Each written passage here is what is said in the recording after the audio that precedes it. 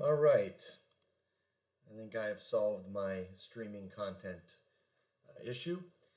We are live, and hopefully, we're going to have people joining us to chat. Um,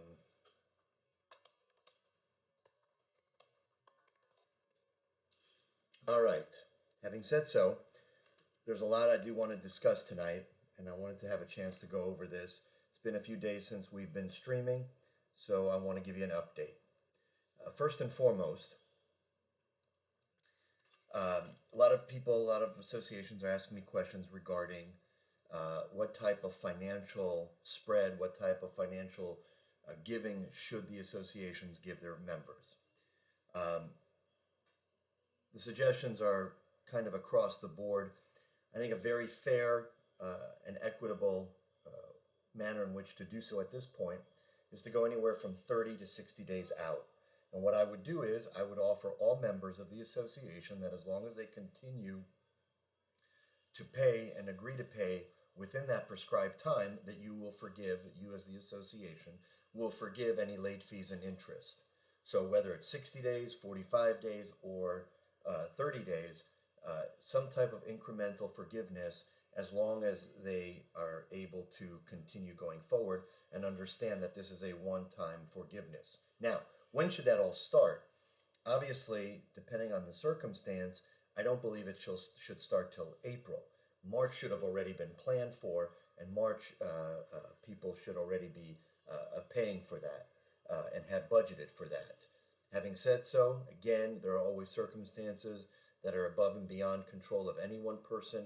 Some are hit much harder during this uh, crazy time, if you will, of what we're going through. So some type of plan must be set up. How do you set up the plan? Again, the best way to do so is by board action that's uniform.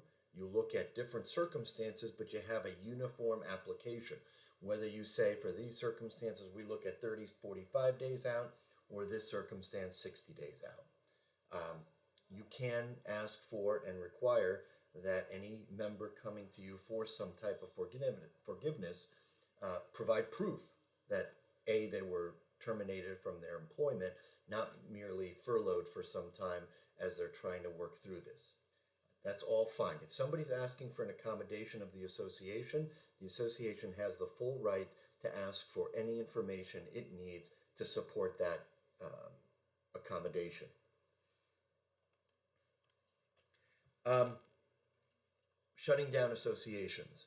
Again, a lot of this has to do with Miami, but it's now moving to Broward and eventually Palm Beach. For those, and this is really a condominium association issue, for those condominiums that are able to restrict access in or out of the building, we highly recommend that you do so. Again, a lot of clients have been asking me lately, well, how do you fall on this? Do we have the right to do that? If we do, what is that right? Where does it come from?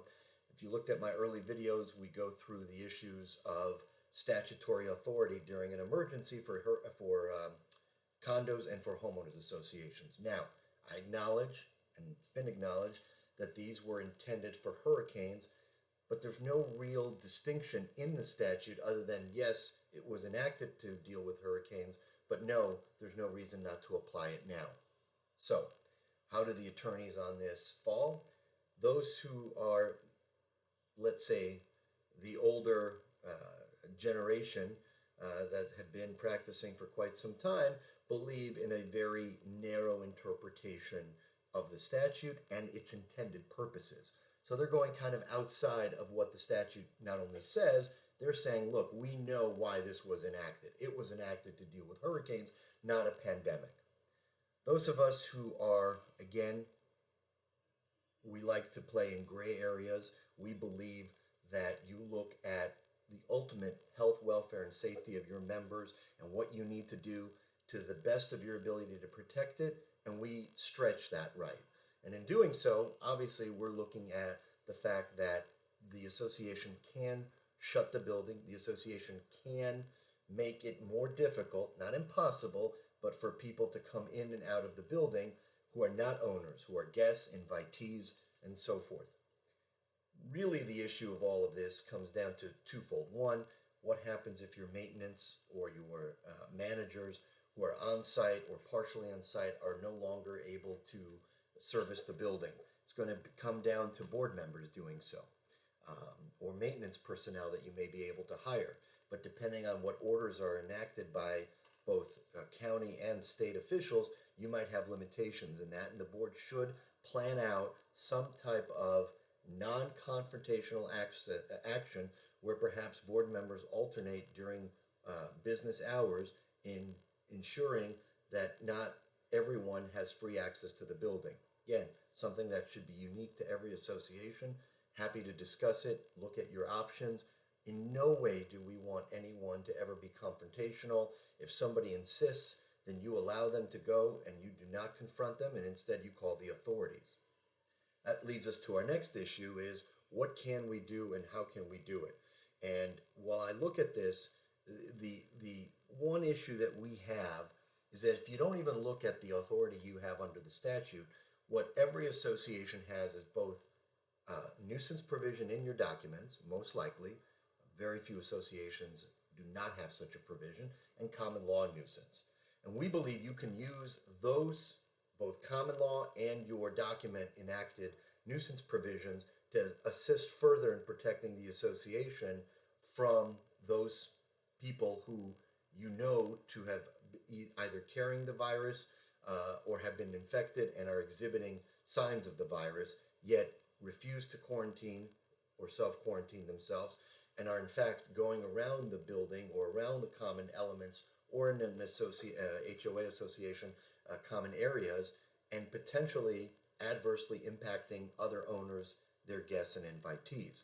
We believe that under the nuisance provisions, you should be able to take action against that owner, if it is an owner. Of course, if it's a guest or invitee, that goes without question, and limit their access and possibly and potentially force them to stay within their unit. Now, again, we do not recommend that you do so physically or confrontationally by a board member, much less a management property manager. What we do recommend is that you take legal action. You first start instituting some calls to the police department, advising, and they are looking at now at different options for the police to deal with such circumstances. Or if that doesn't help, then you seek legal action to get some type of an injunction on an emergency basis for the health, welfare, and safety. Although I have not tested it yet, I've not been asked to. I believe, and there's a county in Florida, and it escapes me right now, where a judge did order the police to ensure that a member of this household quarantined themselves within the house and did not go outside and into the public.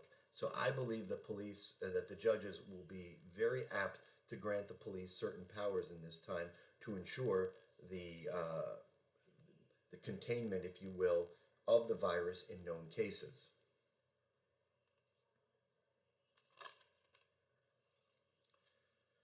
That takes me to the next issue, which is insurance and coverage, D&O protection.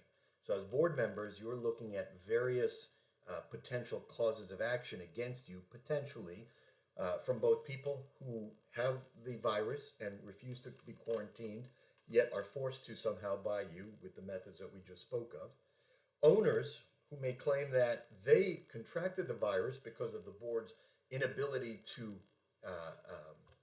stop it in the building and enforce certain quarantines against other owners, and potential guests and invitees who are visiting and say they got infected because of the association's failure to do so.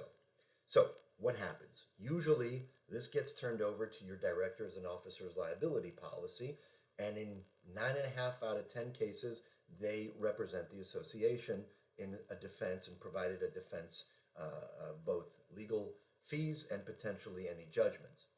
The problem is that most policies, as we have been discussing with various providers, do not cover pandemics. So, if your insurance won't cover you, as a board member, you're saying, well, wait a minute, what happens to me? I don't want to be paying this out of my own pocket. It's not worth it for me. The answer is simple. Almost every single document that I'm aware of, and again, yours could be unique and we would have to look at it, and by no means am I providing legal advice in this that can be applied in a specific pattern to your association. It would always depend on a review of your documents. But most documents do provide some type of indemnification for a board member. Some are more specific, others are very broad. I believe in all of those cases that aside from a criminal act or one that is self serving, the association would have to indemnify you against any such legal action. This is very important because effectively it provides that the association would have to pay for an attorney and any potential judgment against you. Now, do I believe? Again, depends on the circumstance, but let's just say you are taking steps to ensure the health, welfare, and safety of the other members. You're looking for forced quarantine, where you're facilitating that through the use of law enforcement or perhaps private security or some type of means that you believe is for the benefit of all members, not just the one being affected.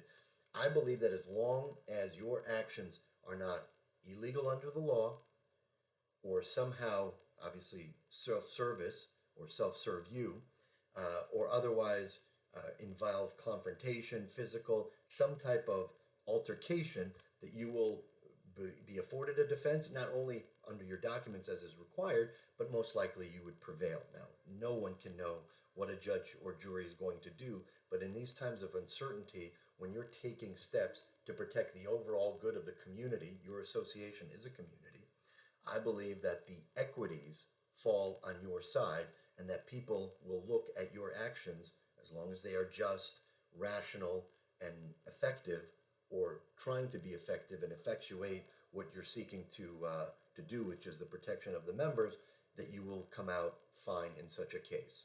There are never guarantees to this, and that's why whatever actions you choose to take, I highly suggest that if we're your counsel, you please call us and we discuss it.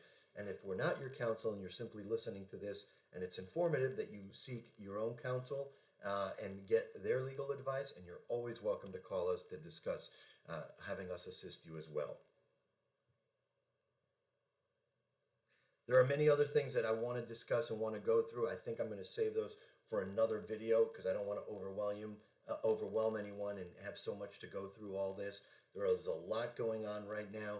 These lockdowns, even though they are voluntary in nature, there's no National Guard, no army in the streets doing so, but these lockdowns are, slowly but surely affecting the lives of each and every one of us, our ability to not only take care of ourselves, but as board members, look to the care of your own association and what you must do therein. I will end on this. There are a lot of associations coming to me right now, very concerned over the fact that they have to run and administer the community, yet are fearful that somehow they're violating the law and not having open meetings. Again, I've said this in prior videos and I want to restate this.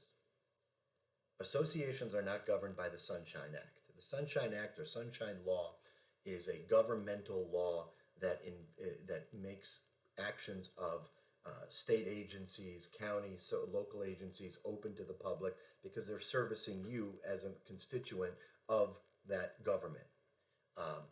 That doesn't apply to associations. However, 718, 720, 719 in some cases, where apply to associations, do make all member meetings open to the membership to attend to and participate. HOA is a little more lax, where you can talk about most anything. Condominiums, where you are really limited to agenda items. No matter what, you have a right to have a member of the community there to participate or at least to see what you are doing. So how do we deal with that in this times? I've said it before and I'll say it again.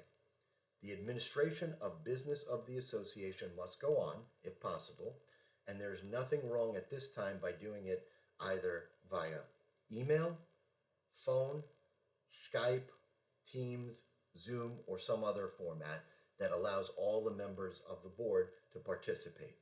I suggest that you record those meetings. Clearly, you need to have good minutes of those meetings so every member can see what's going on at those meetings and not feel deprived or feel as if the board is trying to, quote, pass one over them, close quote. I do suggest very highly that you put notices out of the meetings to say specifically these meetings are continuing in order to administer the business, the daily business of the association, and by no means is any matter going to be decided, determined, or voted upon that would otherwise require the vote of the membership. Those will wait until some time in the future. If you need to pass a special assessment, I do suggest that you let the membership know about the special assessment and ensure that at least if you can, you allow people to participate via some type of video communication. If your association has an open space and you're able to conduct a meeting in that open space, I would advise to try to do so. The only problem is you are limited to a 10-person max capacity.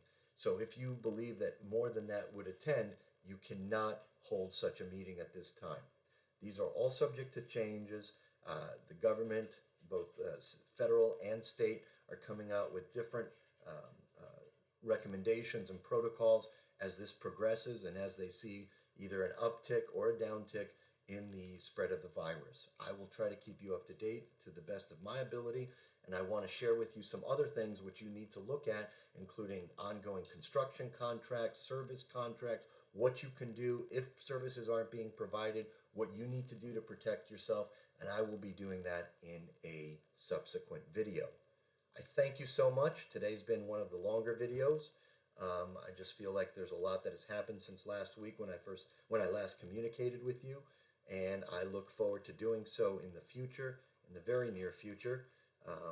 Give everybody more of an opportunity to know about the video when I'm doing so, and I'm sure we'll get more people chatting with questions and comments that they'd like to make. I wish you only the best to you, your families, and your communities. God bless.